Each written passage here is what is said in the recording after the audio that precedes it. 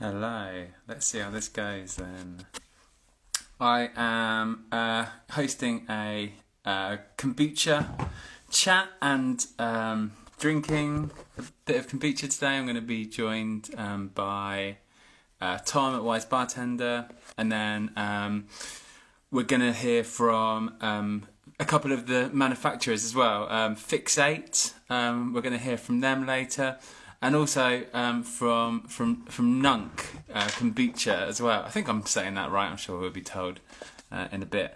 But before that, I'm gonna talk to Tom at Wise Bartender, as he stocks not only all the alcohol-free beers that we put in the subscription boxes every month, but he's also got a massive range of alcohol-free wines and soft drinks, and also kombucha as well.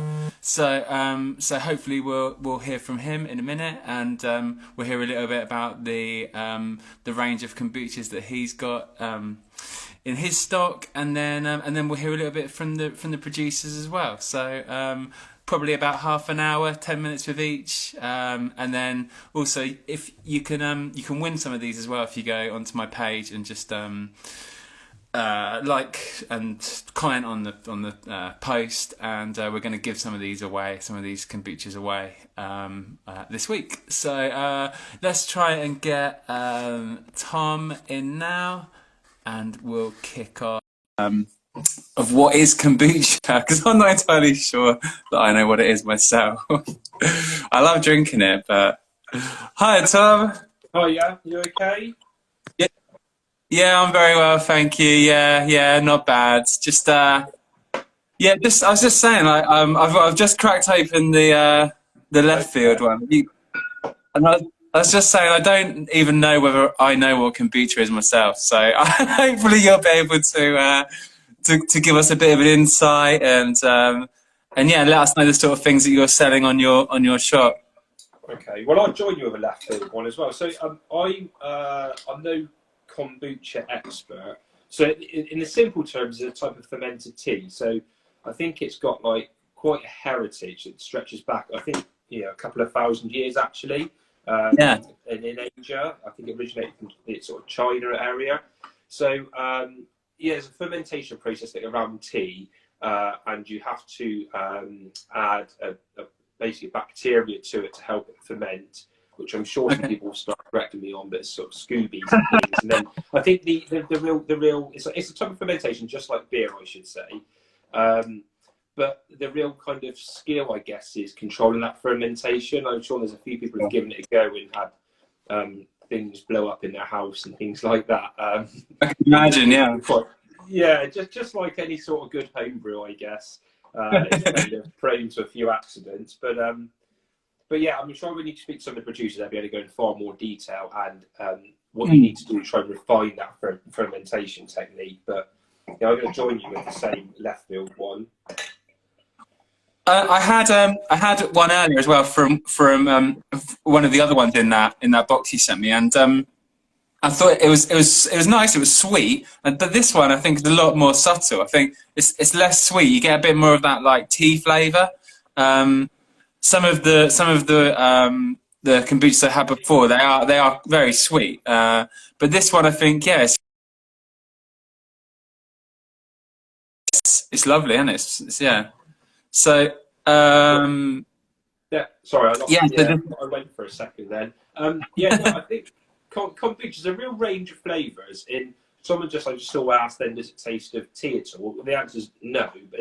And just like we compare it to beer again, I guess there's a range of flavours you can go for. You can go like some sweeter ones. There's some which are a little drier, like this one we've got here, and there's some which go towards like the end.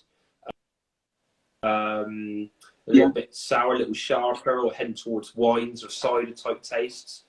I mean, I think for anyone who's new to kombucha, I would describe it as the liquid of the olives world. So I don't know about you, but olives is one of those things that I had to be introduced to, and once you've had a few, you love it. And I think kombucha is the same. You've got to be introduced to kombucha, and then once you've had it, there's kind of no stopping really. Yeah, I think you're right as well. It's like, and a bit like olives as well. You can you can stuff all sorts of things in olives, and you can have them served different ways. And we're seeing with kombucha at the moment, it's like, you know, there's everything from like just like simple, like what someone just said about the basic booch, like from like essentially like, you know, the kind of like the original kombucha taste, and then variations on that with then like putting in different fruits and like, oh no, we've got one here that's got hops in, green tea, all sorts of things. Like you say, it's similar to beer and wine, where there's just so many different variations now on it. And I think yeah, like I'd never really like, I'd really never paid it much attention. And then yeah, and then towards the end of last year, just I kept seeing more and more brands with like cool cans, cool bottles, and it really felt like the craft beer boom, you know, like when there's all these new people coming out and making these interesting drinks. And it tastes great as well. And like I'm sure the guys will tell us like later, but like it's really good for you as well, isn't it? I think like it's full of all these natural things. Yeah. No, there's natural sort of antioxidants and good bacteria. You know, a bit like you see on the TV, like Yakult's appetite for your gut and things like that. So there's some of those antioxidants are in this as well. There's also research showing that what's good for your gut is good for your head as well. So science you know, it's good for your mental health. So there's lots of good reasons to try it. And I'd also say, someone just said, I'm not convinced the tea part worries me. But there's an absolute plethora of flavours. You know, if you really search for some of the tea flavours with like the Lefford one, you would find them. I think for a pure, but then like this fan, you know, one, it's like flavour, and then different flavours from different teas. Yeah. Yeah, there's like a strawberry one here. I don't know what this one is. This is like I think it's like a rose one. Rhubarb and peach. So like, yes, I think like it's like beer. I think like if the kombucha. there you go. I think it's about experimenting with it and seeing like what you like, what you don't like, and it's exciting. Like for me, it was like just another thing to experiment with and taste some new things and support some you know, startup industries as well. And yeah, I think it's yeah, like I say, just give it a go. I reckon it's just a fun thing to get involved in.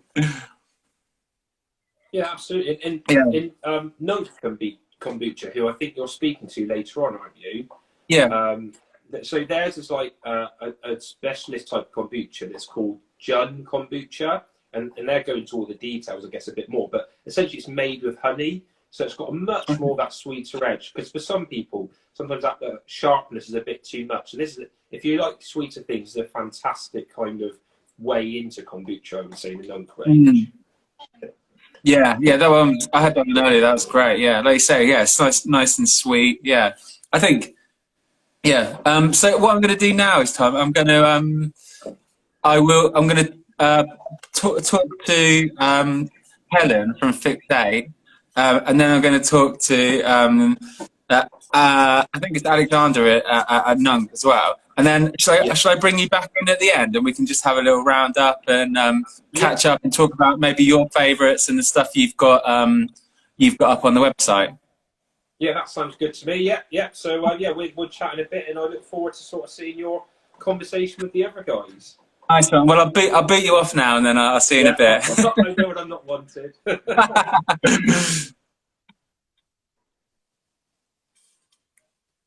Right then, let's see if we can do this. Is this going to work? Let's see if this works. Multiple people on one. Let's see if this works. So yeah, I think like we said, there's all sorts going on. Oh, hiya, hello. Hello. Have I got it all right? Yeah, looks fine.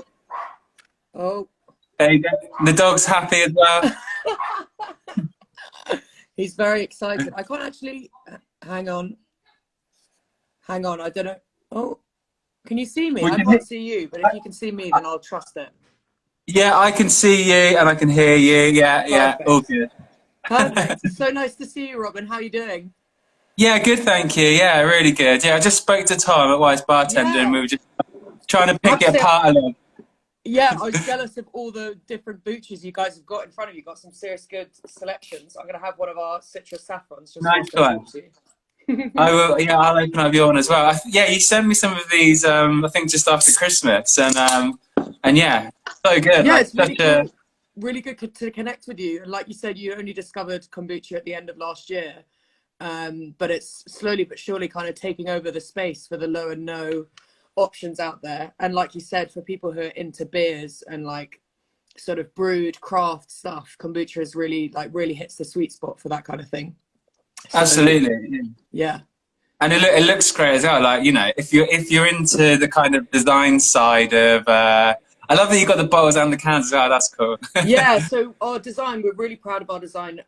So Freya, our founder, came up with this with our design studio B&B. So for any budding creatives out there, definitely get in touch with B&B Studios. We won a few awards for this design actually. But Nice. yeah, it really encapsulates what Fixate kind of stands for, is just sort of breaking the mold a little bit, being a bit different. And especially with kombucha, lots of people think of it as sort of this health drink, like it's got this weird SCOBY in it, like Tom said. People aren't really sure what it is. And we kind of just wanted to break that apart and make it look like something that anyone would want to drink, and you look Yeah, cool drinking it, and it's fun to drink, and it's just a bit different really.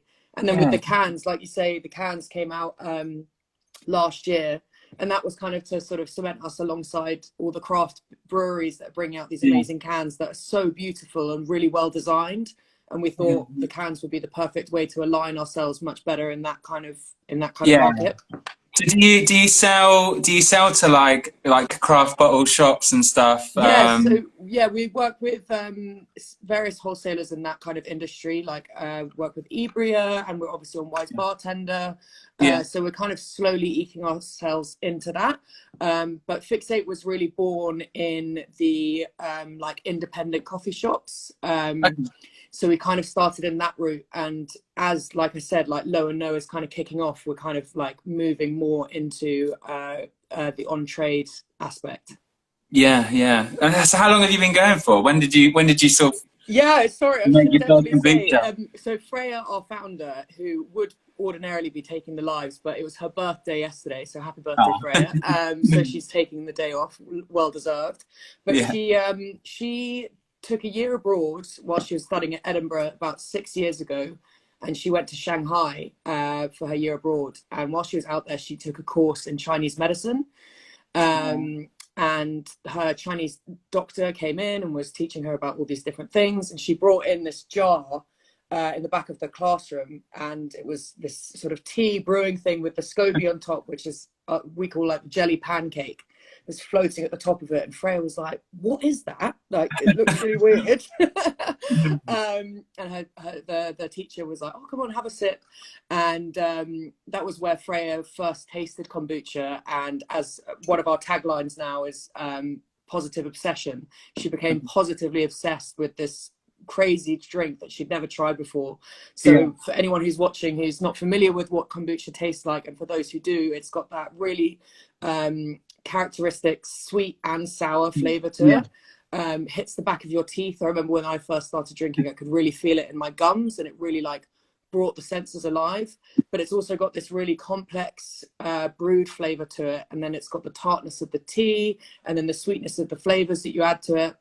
And then in the secondary ferment, you can add in all the different flavors. So we use strawberry, ginger, we've got our citrus one, and it also gets fizzy in that fermentation as well. So it's just like nothing you've ever had before. So Yeah. Freya was completely overwhelmed by this flavor sensation, started drinking it every day. And as Tom actually mentioned, you know, where kombucha comes from was thousands of years ago in like considered Eastern Asia. And it's super popular over there. So she had it all the time. But then when she came back to Edinburgh to finish her degree, she couldn't find it anywhere because this Yeah. was sort of 5 years ago. Kombucha hadn't really taken off.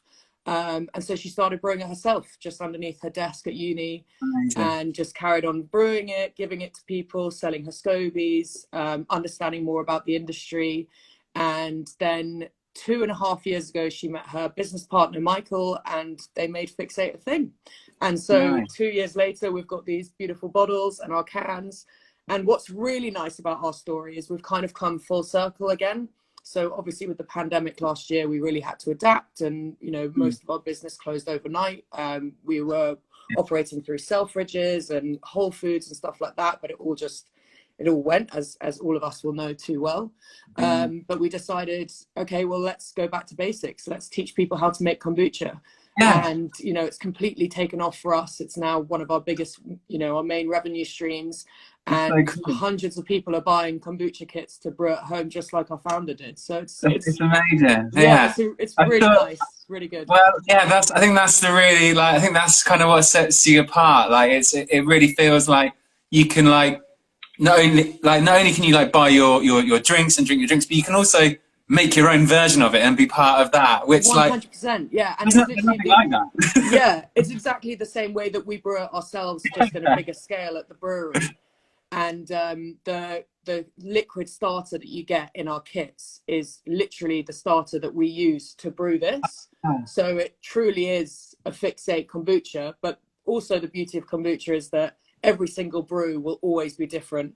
So, it's completely dependent on temperature. It's completely dependent on what kind of tea, sugar, flavors you use.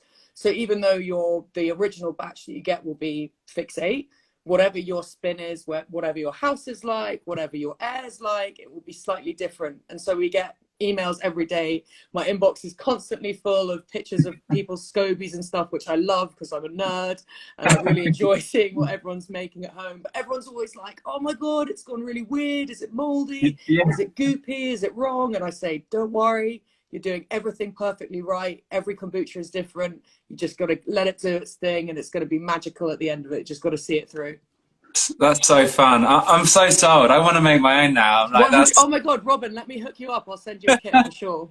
It sounds so fun. Like, yeah, like I think, yeah, like why not? Like, why if you like it, if it's something that you want to be part of, then like, yeah, and 100%. yeah, like you say, like everyone is different. Everything is different. So you might make it one time, and then the next batch will be completely different. And exactly, how exciting is that? Like, I didn't want to sound too cliche and say that thing about like everyone's different. You just got to give everyone some time, but it's true. It's like every single brew will be completely different no matter what you do to it. So just give it patience, give it some love, wrap it in a scarf if you need to. It's fine. It'll do its thing.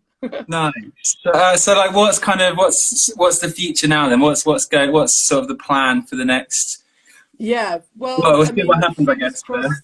Fingers crossed things sort of open up again and we'll be able to sort of push properly through like we had planned to do with the cans, because we kind of got those ready mid last year, hoping that we would be able to get them to festivals and to all the music events and stuff like that.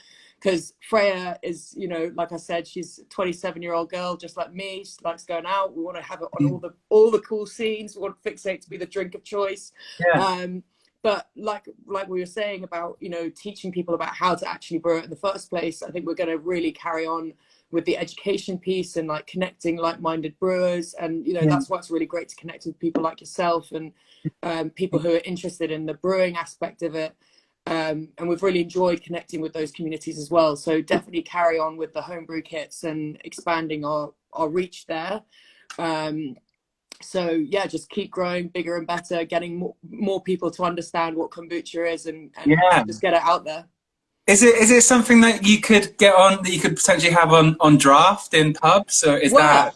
I'm glad you mentioned that, Robin, because another thing that stands Fixate out against some of the other brands, plenty of them do have them, but we were one of the first to be on draft as well. So we do actually have our own. I'll send you some pictures. They're really cool. Our Fixate kegerators.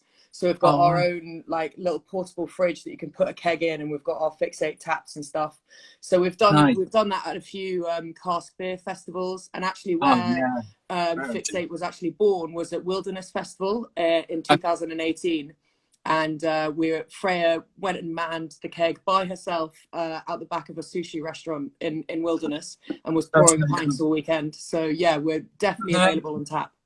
That's amazing. So yeah. Again, it kind of blurs the lines between beer and kombucha, and it kind of, there's it can all be kind of considered part of the same family when 100%. Yeah. you're drinking in exactly the same way. You know, you're asking for half a pint or whatever, and you're getting it in a nice glass, and exactly. And it's, you know, it's the perfect leveler for even if you do drink and you just want something different but still has the sophistication of it. We did this at the Cask Beer Festival just like at the end of 2019, or no, it was at the beginning of last year, sorry, 2020. And obviously, you know, hundreds of thousands of people, well, thousands of people, not hundreds of thousands, I wish. Thousands of people were there, you know, guzzling as much cask beer as they could hack. And then every so often they'd be like, right, I need something to cleanse my palate, but you know, I don't want water, I don't want Coca-Cola. They come to us for a little half pint and then end up buying a full pint because it really like brings your senses back to life without, you know, distorting your taste or anything like that. It's really like, I think that is one of my words that I would definitely use to describe, especially the citrus saffron, is like a really like the level of clarity you get from the flavor is really, really profound. But then obviously for people as well who are now moving towards a more low and no way of drinking, like we were saying, has the sophistication because of the brewing technique that we use, that any kombucha brand would use. So you can really tell that like there's thought and craft that's gone into it. And again, something about Fixate, which people might be interested, especially people who know about the beer world. Chris Heaney, our head brewer, used to be the head brewer at Partisan Beer, which is a really well-known London-based craft beer company. Yeah, so Chris really knows his stuff. He is the absolute legend behind Fixate that keeps the booch coming the way that it is. Nice. That's in good hands then. Amazing. Absolutely, yeah, 100%. That's so cool. Well, thank you so much for coming on. It's really interesting to hear all about it. And my pleasure. I'm excited to see what the other guys have got to say, and thank you so much for having us on board. And we'll encourage people to make their own then as well. Yeah, 100%. If anyone's been watching this and is interested, just send us a DM. We're more than happy to help, and we've got our kits up on our website, so just check us out. Nice one. Thanks a lot. I'll catch you later. Thank you. Bye. Bye. Okay, now I'm going to try and get on with Nunk, and then we'll go back to Tom after. This is nice and fun. I like it. I didn't think it would work, but it's going all right. Hello. Hey, Robin, how are you? Yeah, I'm all right, thank you. Yeah, I'm surprised this is all working so well at the moment. I thought it would definitely not work, so. Don't speak too soon. Yeah, exactly. I'm going to just open your drink here. I've got the one we were talking about earlier, the hop one. Yeah. You got it as well. Nice. So, do you want to introduce yourself? Like, let us know a little bit about yourself. And is it Nunk? Am I saying that right? Is that? Yeah. It's Andrew, by the way, not Alexander. Oh, sorry, Andrew. Sorry. Well, Nunk is Latin for now, and when we created Nunk, we wanted a drink that was all about enjoying a moment, kind of thing, and I actually didn't know about kombucha when I found Jun. So Nunk is actually Jun, which is like a cousin of kombucha. It's a sparkling tea, and it's made by fermenting green tea and raw honey. And as a result, the fermentation is lighter, it's smoother. It doesn't have that strong vinegar taste that's usually associated with kombucha.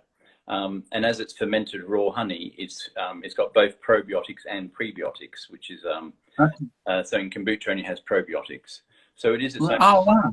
Yeah, it is its own drink, but you can't use, for example, you couldn't use a kombucha SCOBY to make a Jun SCOBY to make Jun.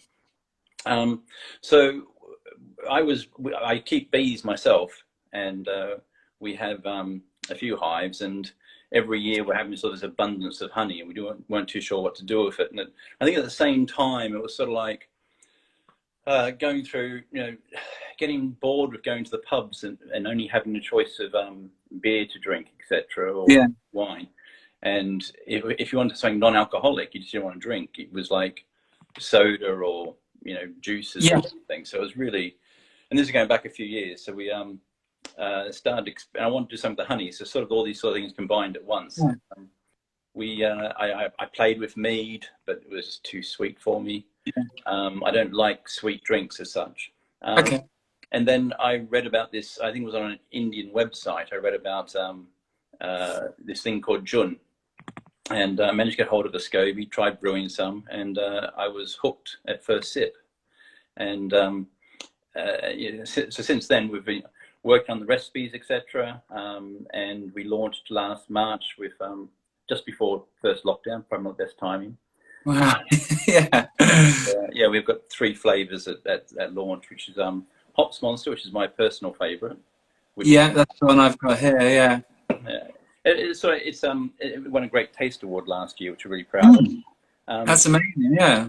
So all the drinks were like, I get my wrist slapped if I say this, but anyway, the drinks are sort of inspired by other drinks. So our Hops Monster is inspired by lager. It doesn't taste like lager, but it's inspired by it, sort of the inspiration behind it. And then we have Juniper, which is gin and tonic kind of inspiration, and the Rose Blush, which is a sort of pink champagne inspired. They don't taste like those drinks, but that's what inspired us to sort of create the flavors, etc. Yeah. And because it's more of a delicate flavor profile, you can layer your flavorings on top, so you get this hint of, you get in the back, you get a hint of sugar, you get a hint of honey, sorry. You get a little bit of tea, but not really. The tea flavor is pretty much gone, though we use different types of tea for every drink. So the Hops Monster is Sencha, our Rose Blush uses green Darjeeling, and our Juniper uses green Maofeng from China. Oh wow. And they all the teas have different flavor profile. We select them based upon what sort of flavor profile we're trying to go for that particular drink. Yeah, so it's, and as I say, opening up just before the first lockdown wasn't perhaps wasn't the best thing to do, but we had lots of contracts with festivals, etc. Yeah. So we weren't even worried about retail sales as such. It was all just, our first 9 months of supply was catered for festivals, and then they all pulled the plug, and we were left scrambling and having to sort of pivot a bit and so forth, and try to rebuild the business more from a retail side. Yeah, and so I know Tom's got this on. I think he's got all 3 on the website. And so, do you say this one's your personal favourite, the hops? Yeah, Hops Monster is my favourite. I mean, I used to drink. I drink. I drink beer. It's just that I do like to drink non-alcoholic drinks. So I just don't want to have an alcoholic drink. And where I used to have beer or something, at night, I drink my own Hops Monster, which is great. Yeah. Yeah. So that's fantastic. Yeah. What hops are in this? 3 types of hops. We've got Citra, Amarillo, and Simcoe. And nice. It's all dry hopped. So yeah, much as I forgot, Helen, was it from Fixate? Yeah. Yeah, so much as Helen was saying, after the fermentation process, you can then start flavouring your drinks. And we don't use any juices, etc., because we don't want to introduce any new sugars or any. The only sugar in our drink comes from the honey. We don't want to have anything else added to it. So we actually cold infuse with botanicals, including the hops, etc. Nice. So how long is the process from from I don't know, from starting out to then getting it into the cans? One of the differences between Jun and Kombucha is the fermentation time, because it's you've got the antioxidants, the wild yeast in honey itself. It's a lot more lively the fermentation process. So the actual fermentation of Jun takes 5 to 7 days, where with Kombucha it's anywhere between 2 weeks and 4 weeks. Okay. So it's a lot faster than fermentations, and then we cold infuse for 3 days. Okay. And we force carbonate, and then we can. So it's probably about 10 days from start to finish. Okay, nice. Yeah. No, I think you can. I've had 2 of them, and you can definitely taste the difference between the 2. Like there's a clear, you're getting the things that the flavors that you've said in the can. So yeah, and like I said before, Tom, I think, obviously you kind of find your favorites, I think, and with 3 available, they're all so different. Then it gives people a bit of variety and depending on what you feel like having. But yeah, no, I'm really enjoying the hops one. My wife loves the rose, and my son, who's 13, loves the juniper. So it's yeah, it's not like we've tried to cater different flavors. We don't expect everybody to like every flavor. Yeah, you know, I do, but I'm biased. But yeah, we're trying different flavors for everybody. You know, it's just see what people like, and hopefully they'll like one of them and continue to drink it, because it is really. I love kombucha too. I didn't know kombucha before I found Jun, but since discovering Jun, I've now discovered kombucha. And I love kombucha as well. It's just very good for you. It's, you know, it's a drink that tastes nice, and at the same time, you know, it's good for you. And what's not to like about it? Yeah, I think when you drink it as well, you feel like you're putting something good into your body as well. I think it's got that. It like we said before, it's tingly in your mouth, and yeah, and with the honey as well. I think that's it feels like a good thing. It's quite amazing how for me when I have my hops monster, it's like I just feel I have it at night, you know, just after with dinner or after dinner, and it makes me feel relaxed. I feel like my stresses kind of go away, kind of thing. And it's much like, I guess, the experience you have when you're having a beer, in the sense you have the beer, oh, that's really nice, you know. But it's a similar sort of experience, but without any kind of, you know, side effects, low calories, etc. So, you know, and plus all the goodness that's going into you. So I really, you know, for me, it's such a nice, relaxing, enjoyable way to, you know, to have a drink. Absolutely, yeah. So what's the next sort of few months, year looking like for you guys about the sort of festival contracts and stuff? Like, what's the plan?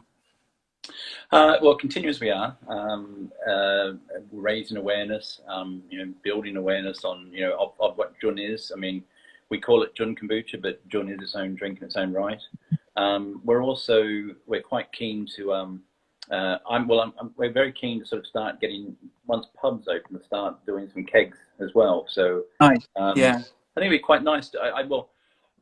Personally, when I go to the pub, I'd like to have a non-alcoholic choice on tap. And I'm Australian. I've been here for a long time. And back in Australia, I think they brought in a law about 25 years ago that you had to have at least one tap serving non-alcoholic drinks. Oh wow. And that made such a difference. And as soon as that came in, that people weren't so shy about having non-alcoholic drinks, etc. Yeah. And I would love to see Nunk in a keg, you know, available in a pub. People buying it by the champagne glass or by the keg, etc. By the pint. Yeah. I mean, I would buy one. Yeah, I would buy one as well. Definitely. I think. Well, we'll see what happens when the pubs reopen. But like, I think the sort of boom at home with no low, people buying it in at home, I think it's only going to be seen when we can go back to the pubs, and people will want those choices, I think, and for a pub it's quite, you know, I would love alcohol-free beer to be on tap, but I think I can understand the appeal for a pub or a bar to think, well, actually we want an alcohol-free alternative that isn't beer, because you know, we've got loads of beer already. So I think that'd be awesome. Definitely. Just unfortunately, it's difficult to plan because you just don't really know what's going to happen next. It's, you know, I don't think there's going to be any festivals this year. I mean, I think only one's cancelled, but I don't think there will be festivals this year. So we're sort of still focused, and I think the result of the whole pandemic is that people will be buying more from places like Wise Bartender, etc. So you know, so we want to continue to, you know, get, you know, I still get a real buzz just from people. Every time I hear someone compliment the drink, I still get a buzz about it. You know, every time I package up an order to send out, you know, we still get a buzz about it. So I'd just like to continue pushing the drink further forward and getting more people, you know, hooked on living healthier. Nice. Well, thank you. And best of luck with everything this year. And thanks for coming on and telling us about Nunk. And it's really interesting. Really appreciate it. No, and thanks for having us, Robin. That's been really. It's always good to talk about Nunk. Yeah, absolutely. Well, thank you. I'll let you go now, and you can enjoy that one in your own time. Cheers. Bye. Take care. Right. I will quickly just go back to Tom, and then we will call it a night. I'm absolutely shattered. Hi, Tom. Oh yeah, you're okay. That was really good, wasn't it? Really. Yeah, it was great. Yeah, really interesting. I learned a lot. A good bit of sales training for me. Yeah, there you go. There you go. Yeah. So, do you want to like kind of tell us what you've got available on the store, and yeah, then we'll call it a night. Your favourites as well. It'll be quite interesting, I think. Yeah, absolutely. Yeah, well, I think it's first of all, doing this is really good because we've got so many drinks that every now and then it's good just to get reminded what you have and actually I dive in and start exploring it. And you've been kind of talking to the different brands. I've kind of been opening up different bottles and just thinking, oh yeah, they are good. Like, sometimes you forget about it and you get a bit enthralled with what's new coming through the door, especially in like January when there's so many new drinks. But so if anyone's interested in kombucha, if you go to wisebartender.co.uk/kombucha, we've got the full listing there. And there's the ones we spoke about. But I also grabbed to bring home Bucha Kombucha. So, I mean, we talk about what would look good in a bar or a restaurant. And, that wouldn't look amiss on any table, really, would it? No, that's amazing. And so it's built to kind of replicate flavours that you'd see within a rosé wine. But again, it's not a wine, it's a kombucha, so it's got a different flavour, just like Andrew was talking about with inspirations and things like that. We've also got Clever Kombucha that's from up in Scotland as well. And they've got several really interesting flavours. So one of them's ginger, and that works really well with kombucha. The only reason I did send one is because we'd ran out. I love ginger. It's like my favourite. I think Fix 8 do a ginger one as well. Yeah, and that was great. But they also do a lime and sea salt, which is really interesting. A lavender, and their original one is really good. That one's got kind of flavours of cider, I would say. So if people whether they're new or they're into kombucha or whatever, go on there and have a bit of fun. Like, it's just like the craft beer world. There's different flavours. It's a spectrum, and the more that we can support it, the more it's going to grow as well. Yeah, absolutely. And it sounds like there's so much interesting stuff going on, and I think there's only going to be more and more experiments and new flavors coming out, and the more you support these guys, then the more. Yeah. Have you ever tried making it yourself at home? No, I haven't. That is something that we should give a go, actually. But one of the things we're talking about, like with experiments and things like that, and obviously the crossovers with craft beer, of course, Nirvana a few years ago had their Bucha beer, and that was really popular. And a couple of times I have said, "Oh, is that gonna make an appearance back?" So maybe we'll see if that comes back around one day. But that was just great fun, and it was really really nice beer as well. Yeah, I love that one. Yeah, that was. Yeah, again, yes, and I think that we'll probably see more stuff like that in the beer world as well. The more that kombucha gets bigger and bigger, and it's really really exciting. And like I say, it's been interesting to hear all about this and learn about the stuff I didn't know about until half an hour ago. So Well, thank you, Tom. We'll let people go online and see if they can pick some of their favourites, and maybe one day we'll have a kombucha club as well. Well, we have already got our kombucha monthly box as well. But really? Yeah. So amazing. We send out 9 kombuchas a month in that box. People can go and check that out. But I was thinking to myself, maybe we should see if we can sneak one in one month with the AFB. Maybe it's an extra. Yeah, see how this goes down first. Yeah. Well, thanks, Tom. I'm going to call it a night there, and I'll speak to you soon. Thank you for coming on. That was awesome. Cool, no worries. Thanks for organising. It's been great fun, and if you're part of. So thank you very much once again. Yeah. All right, Tom. Take care. Cheers. Bye-bye. Bye.